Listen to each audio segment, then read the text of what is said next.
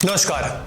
मैं बिल्कुल नहीं चाहता कि आज मेरी इस वीडियो को कोई लाइक करे या सिंपैथी वाले कमेंट्स करे। अगर आप सच में कुछ करना चाहते हैं तो इस वीडियो को जितना हो सके शेयर करें ताकि हम अपने देश को सुरक्षित बनाने की तरफ कुछ तो सफलता पा सकें। अगर मैं आपसे कहूं कि साल 2022 से हर रोज इंडिया में अप्रोक्सीमेटली 88 रेप केसेस रिपोर्ट होते हैं तो क्या आप यकीन कर पाओगे? और ध्यान रखिए, यहां मैंने रिपोर्टेड कहा है, कई सारे तो रिपोर्ट होते ही नहीं है सोशल स्टिग्मा की वजह से। आए दिन न्यूज में सुनने को मिल ही जाता है कि किसी के साथ रेप या गैंग रेप हो गया, लेकिन आज हम बात करेंगे एक ऐसे रेप केस की जिसने पूरे देश की आत्मा को झकझोर के रख दिया। ये बात है 9 अगस्त 2024 की, जब पूरा देश अपने 77वें इंडिपेंडेंस डे की ओर देख रहा था। सोशल मीडिया पर हमेशा की तरह इंडिपेंडेंस, फेमिनिज्म पे डिबेट्स और डिस्कशन हो रहे थे, लेकिन तभी एक ऐसा दिल दहलाने वाला हादसा हुआ जिसने पूरे देश को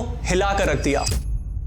सिटी ऑफ जॉय के नाम से फेमस कोलकाता के एक रेप्यूटेड कॉलेज आरजी कर मेडिकल कॉलेज में एक 31 साल की पोस्ट ग्रेजुएट इंटर्न डॉक्टर का रेप और फिर मर्डर हो गया। जी हां, आज हम बात करेंगे कोलकाता रेप केस के बारे में। तो बात करते हैं एकदम शुरू से शुरू। हुआ कुछ ऐसा कि 9 अगस्त 2024 की रात एक 31 साल की पोस्ट ग्रेजुएट ट्रेनी डॉक्टर अपनी 36 आवर की लंबी शिफ्ट खत्म करके थक हार कर सेमिनार हॉल में ही सो गई। दिन भर की थकान के बाद अक्सर हम सब भी यही करते हैं, उसने भी वही किया क्योंकि उससे लगा कि सेमिनार हॉल एक सेफ जगह है। अगली सुबह जब उसकी नई शिफ्ट स्टार्ट होने वाली थी, उसके सीनियर्स उसे ढूंढने लगे। उन्होंने उसे कॉल भी किया पर कोई रिस्पॉन्स मिला ही नहीं। काफी वक्त बीतने के बाद जब उसकी तलाश शुरू हुई तब एक वर्कर को सेमिनार हॉल में एक डेड बॉडी मिली जो सेमी न्यूड थी।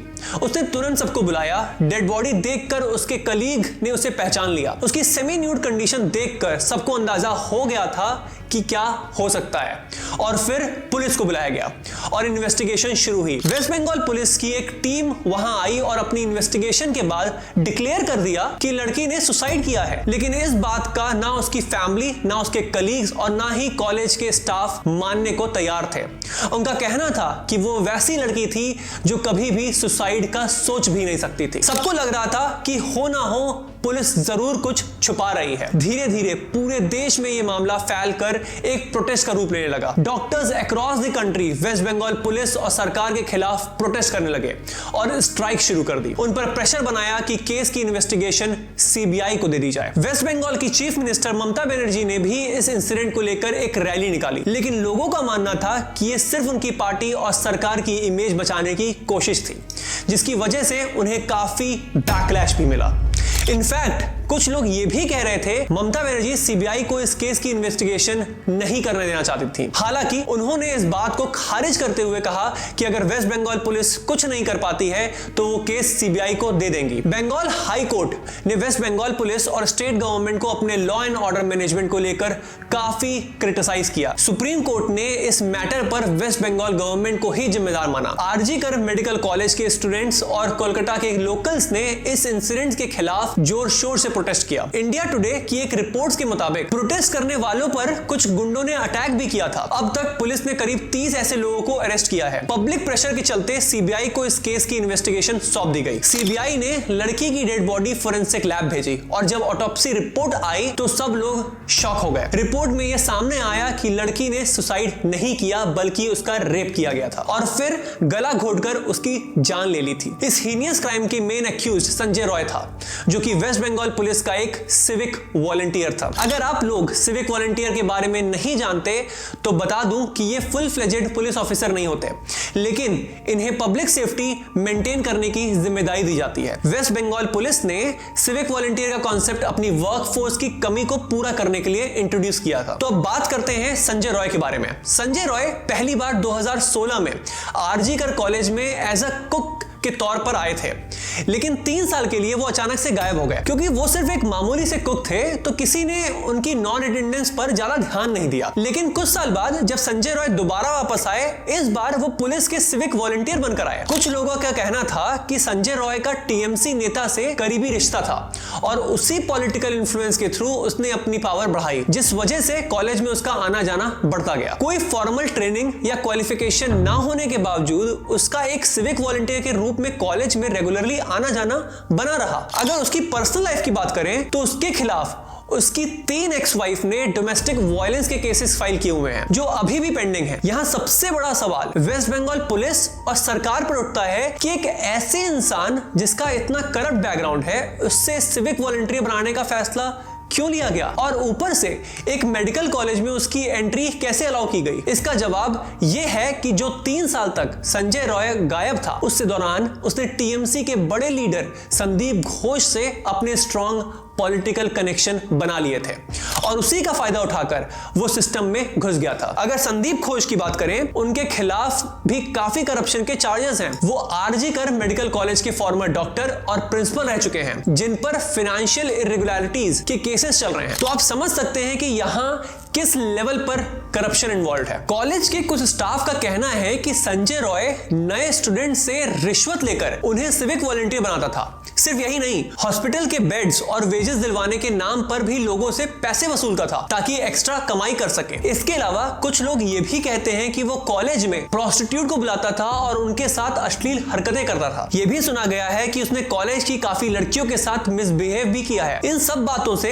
एक चीज तो क्लियर हो जाती है कि संजय रॉय एक करप्ट और मोरली डिप्रेव्ड इंसान था जो लड़कियों को गलत नजर से देखता था। तो ये बिल्कुल पॉसिबल है कि उसने विक्टिम को अकेले पाकर उसके साथ जबरदस्ती करने की कोशिश की हो और जब उसने विरोध किया तो उसका गला घोंटकर उसका मर्डर कर दिया। शायद उसे लगा था कि अपनी परसीव्ड पावर और पॉलिटिकल कनेक्शन से वो इस बार भी बचकर निकल जाएगा। इस रेप केस ने वेस्ट बंगाल की सीएम ममता बनर्जी और उनकी पार्टी टीएमसी को टोटली एक्सपोज कर दिया और उन्हें बहुत ज्यादा पब्लिक क्रिटिसिज्म फेस करना पड़ा। बंगाल हाई कोर्ट ने तो कोलकाता पुलिस और स्टेट गवर्नमेंट को इंपोर्टेंट तक डिक्लेयर कर दिया और सुप्रीम कोर्ट से भी काफी क्रिटिसिज्म उन्हें फेस करना पड़ा। सीबीआई इन्वेस्टिगेशन के बावजूद पब्लिक आउटरीच खत्म नहीं हुआ और काफी टाइम तक प्रोटेस्ट चलते ही रहे। देश भर में डॉक्टर्स ने स्ट्राइक किए और कुछ हॉस्पिटल्स में तो डॉक्टर्स ने पेशेंट्स का ट्रीटमेंट करने तक मना कर दिया। National crime records bureau NCRB के डेटा के हिसाब से 2012 में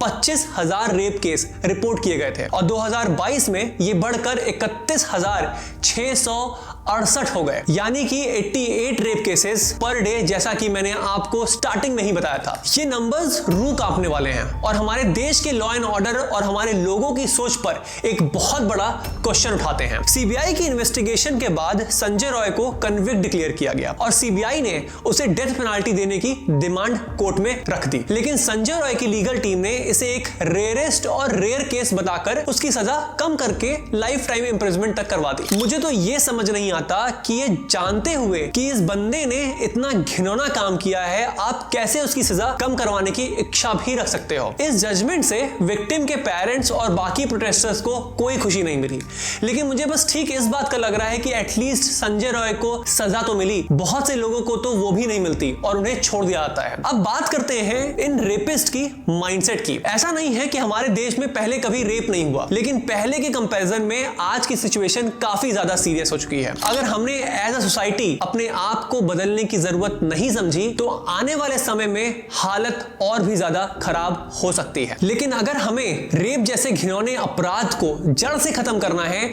तो हमें इसकी असली वजह तक पहुंचना होगा और समझना होगा कि रेपिस्ट की सोच क्या होती है और वो ऐसा करते क्यों हैं। इंटरनेशनल स्टडीज के मुताबिक इसके 3 प्रोमिनेंट रीजंस हैं। सबसे पहला है पावर एंड कंट्रोल। ज्यादातर रेपिस्ट इमोशनली इनसिक्योर होते हैं जिनकी अपब्रिंगिंग अच्छी नहीं होती। बचपन से ही उनके मन में यह बात डाल दी जाती है कि औरतों को टॉर्चर करके ही वो अपनी डोमिनेंस दिखाएंगे और अल्फा मेल बन सकते हैं। सेकंड, हमारी सोसाइटी में वुमेन्स ऑब्जेक्टिफिकेशन बहुत कॉमन है और कई जगह ये इनकरेज भी किया जाता है। जब लोग तू चीज बड़ी है मस्त मस्त या मुन्नी बदनाम या फिर शीला की जवानी जैसे गाने सुनकर बड़े होंगे तो उनकी सोच भी वैसे ही शेप होगी। तीसरा, तकरीबन 70% रेपिस्ट रिपीट ऑफेंडर्स होते हैं, यानी ज्यादातर ऐसे लोग होते हैं जो मल्टीपल बार रेप कर चुके होते हैं और उन्हें इस बात का कोई पछतावा नहीं होता। उनके लिए ये एक हैबिट बन जाती है। डॉक्टर सेंड्रा एल ब्राउन, जो कि एक सेक्सुअल वायलेंस सब्जेक्ट की लीडिंग एक्सपर्ट हैं, उन्होंने अपनी book the psychology of rape में एक्सप्लेन किया है कि रेपिस्ट का सेक्सुअल पर्सपेक्टिव डिस्टॉर्टेड होता है। उनके लिए सेक्सुअलिटी सिर्फ अपनी पावर और डोमिनेंस दिखाने का एक तरीका होता है। वो इस बात का ब्रैग भी करते हैं क्योंकि उनकी नजर में वुमेन सिर्फ एक ऑब्जेक्ट होती हैं, जिनका सिर्फ इस्तेमाल किया जा सकता है। इंडियन जर्नल ऑफ साइकेट्री कि 2018 की एक स्टडी ने यह बताया कि 50% कन्विक्टेड रेपिस्ट भी किसी तरह के चाइल्डहुड ट्रॉमा एक्सपीरियंस किया होता है, जिससे उनके लिए वायलेंस एक बड़ी आम बात हो जाती है। लेकिन यहां सिर्फ रेपिस्ट ही नहीं बल्कि सोसाइटी भी इस प्रॉब्लम के लिए जिम्मेदार है। हमारी कुछ मिथ्स ने इन्हें इनडायरेक्टली इंकरेज किया, जिनकी वजह से उन्हें एक एक्सक्यूज मिल गया है कि वो ऐसे घिनौने काम कर सकते हैं। सबसे पहला myth, rape is about sexual desire. जबकि फैक्ट क्या है, रेप सिर्फ सेक्सुअल डिजायर का नहीं बल्कि पावर और कंट्रोल का मुद्दा होता है। हमारी सोसाइटी में कई लोग मानते हैं कि औरतों को दबाकर ही वो अपनी मर्दानगी या मस्कुलिनिटी प्रूव कर सकते हैं। दूसरा myth, rape happens because of the way women dress. Fact, ये सबसे बड़ा और कॉमन मिथ है। एक सर्वे के मुताबिक तो ये पता चला कि 50% मेन और 39% वुमेन तक ये मानते हैं कि लड़की के कपड़ों की वजह से रेप होता है। सोचने वाली बात ये है कि खुद कुछ औरतें भी इस गलत सोच का हिस्सा हैं। तीसरा myth, women lie about being raped. ये सच है कि कुछ लड़कियां फेक रेप केस फाइल करती हैं, लेकिन ये कहना कि सभी या 90% केस फेक होते हैं, ये गलत सोच है। इस तरह की बातें रेपिस्ट को और भी हिम्मत देती हैं और असली विक्टिम्स के स्ट्रगल्स को अंडरमाइन करती हैं। चौथा सबसे बड़ा myth, girl was out till late night. ये एक बिल्कुल ही बेकार और रिग्रेसिव लॉजिक है। आज के जमाने में जब लड़कियां जॉब्स करती हैं, पढ़ाई करती हैं, तो उनका रात को बाहर होना एक नॉर्मल बात है। क्या हम बाहर नहीं रहते? इसका ये मतलब बिल्कुल नहीं है कि किसी को उनका रेप करने का हक मिल जाता है। सोसाइटी को इन मिथ्स को तोड़ने की जरूरत है, तभी हम रेप कल्चर को ट्रूली एलिमिनेट कर पाएंगे। अब ऐसा नहीं है कि सिर्फ आम लोग इन मिथ्स को मानते हैं। हमारे कुछ माननीय नेताजी भी, जिनकी सोच छोटी है, वो भी कुछ ऐसा ही सोचते हैं। जब 2014 का बदाऊं गैंगरेप केस हुआ था तो एक नेताजी ने कहा, लड़के हैं लड़के, गलती हो जाती है, इसका मतलब ये थोड़ी ना कि फांसी पे लटका दिया जाए। ये एक समाजवादी पार्टी के नेता थे, आपको नेट पे मिल भी जाएगा कि इनका क्या नाम था। फिर आते हैं 2016 के बेंगलुरु न्यू ईयर ईव मास मोलेस्टेशन में। तो एक नेता ने यह कह दिया कि औरत को लक्ष्मण रेखा पार नहीं करनी चाहिए, जब रेखा पार होती है तो समस्या होती है। वाह, क्या कॉन्सेप्ट है आपका सर। तीसरे एक और नेता हैं, उन्होंने कह दिया, आजकल जो लड़कियां पहनती हैं और जो व्यवहार करती हैं, उन्हीं वजह से रेप बढ़ रहा है। ये सब तो बस कुछ ऑनरेबल मेंशंस हैं। इसके अलावा कुछ ऐसे भी हैं जो अगर मैं यहां मेंशन करने लगा तो मेरी वीडियो पता नहीं कितनी लंबी हो जाएगी। देखिए, सिर्फ ये सोच लेना कि संजय रॉय को उसके किए की सजा मिल गई है, इसका मतलब ये नहीं कि सब कुछ ठीक हो चुका है। बहुत से लोग इस इंसिडेंट को भी वैसे ही भूल जाएंगे जैसे Nirbhaya case, Hathras case, Unnao case और बाकी हजारों केस को जैसे भूल चुके हैं। प्रोटेस्ट खत्म हो जाएंगे, स्ट्राइक्स बंद हो जाएंगी और कैंडल मार्चेस भी रुक जाएंगे। लेकिन अगर हमें अपनी सोसाइटी और आने वाली जनरेशन को सुधारना है तो सिर्फ गवर्नमेंट के भरोसे बैठने से काम नहीं चलेगा। हमें अभी मिलकर कुछ इंपॉर्टेंट स्टेप्स लेने होंगे। सबसे इंपॉर्टेंट फैक्टर है एजुकेशन। हमें अपनी आने वाली जनरेशन को वेल एजुकेटेड बनाना होगा। उन्हें बचपन से सिखाना होगा कि कंसेंट क्या होता है। सेक्स एजुकेशन अब एक नेसेसिटी बन चुकी है, ताकि हर लड़का ये समझे कि बिना किसी की परमिशन के कि किसी को भी टच करना गलत है। बहुत लोग ये गलत सोचते हैं कि अगर एक बार हाँ बोल दिया तो इसका मतलब हमेशा के लिए हाँ ही रहेगा। ये सोच सुधारना बहुत जरूरी है। दूसरा, स्ट्रॉन्गर लॉ एनफोर्समेंट। इंडिया में लॉ एंड ऑर्डर की सिचुएशन काफी वीक है और गवर्नमेंट को अब स्ट्रिक्ट एक्शन लेना होगा। लॉस को और स्ट्रॉन्ग बनाना होगा ताकि कोई लूपहोल्स का फायदा ना उठा सके। पुलिस को स्पेशल ट्रेनिंग देनी होगी ताकि वो सेक्सुअल असॉल्ट केसेस को बेटर हैंडल कर सकें। फास्ट ट्रैक कोर्ट्स एस्टैब्लिश करने होंगे जिससे केसेस जल्दी सॉल्व हो सके और विक्टिम्स को टाइमली जस्टिस मिल सके। तीसरा है सोसाइटल चेंज। हमारी सोसाइटी को एक कंप्लीट मेकओवर की जरूरत है। विक्टिम ब्लेमिंग या विक्टिम शेमिंग जैसी चीजों को खत्म करना होगा, वरना ये रेपिस्ट को और भी ज्यादा इंकरेज करेगा। सोशल मीडिया और पॉप कल्चर एक मेजर रोल प्ले कर सकते हैं जेंडर रोल्स के परसेप्शंस को बदलने में। वुमेन को इक्वल रिप्रेजेंटेशन मिलना चाहिए हर जगह, ताकि लड़कियों को सिर्फ एक ऑब्जेक्ट ना समझा जाए। चौथा, वुमेन एम्पावरमेंट। काफी लड़कियां आज भी अपने अगेंस्ट हो रहे इनजस्टिस के खिलाफ आवाज उठाने से डरती हैं। उन्हें लगता है कि लोग उन्हीं को दोषी मानेंगे या उनके कैरेक्टर पर ही सवाल उठाएंगे। हमें हर लड़की को यह सिखाना होगा कि उनकी बॉडी सिर्फ उनकी है। अगर कोई बिना उनके कंसेंट के उनको टच करे तो वो उसके अगेंस्ट लीगल एक्शन ले सकते हैं। अब आते हैं इस वीडियो की कंक्लूजन पे। आरजी कर कॉलेज रेप केस एक बड़ा वेकअप कॉल जो ये बताता है कि रेप सिर्फ एक इंडिविजुअल क्राइम नहीं है, है बल्कि हमारी मिसोजिनिस्टिक सोसाइटी और फ्लॉड सिस्टम का एक नतीजा है। संजय रॉय को सजा मिलने के बाद प्रोटेस्ट खत्म हो गए, लेकिन ये गारंटी नहीं है कि ऐसे केसेस दोबारा नहीं होंगे। अगर सोसाइटी ने अपनी गलत सोच नहीं बदली और गवर्नमेंट ने लॉ एनफोर्समेंट को नहीं सुधारा तो ऐसे हजारों केसेस फ्यूचर में होते रहेंगे। ये वक्त बदलाव का है, ये वक्त जस्टिस का है, ये वक्त एक ऐसे सोसाइटी बनाने का है जहां हर लड़की अपने आप को सेफ महसूस कर सके। आजकल हर व्हीकल के पीछे लिखा रहता है बेटी बचाओ बेटी पढ़ाओ, इससे कुछ नहीं बदलने वाला। जरूरत है अपने बेटों को एजुकेट करने की कि एक लड़की की इज्जत कैसे करनी है या फिर कंसेंट की क्या इंपॉर्टेंस है, फिर चाहे वो आपकी अपनी बीवी ही क्यों ना हो। और इसकी शुरुआत होती है अपने ही घर से। अगर आपको मेरे वीडियोस पसंद आते हैं तो चैनल को सब्सक्राइब जरूर करें।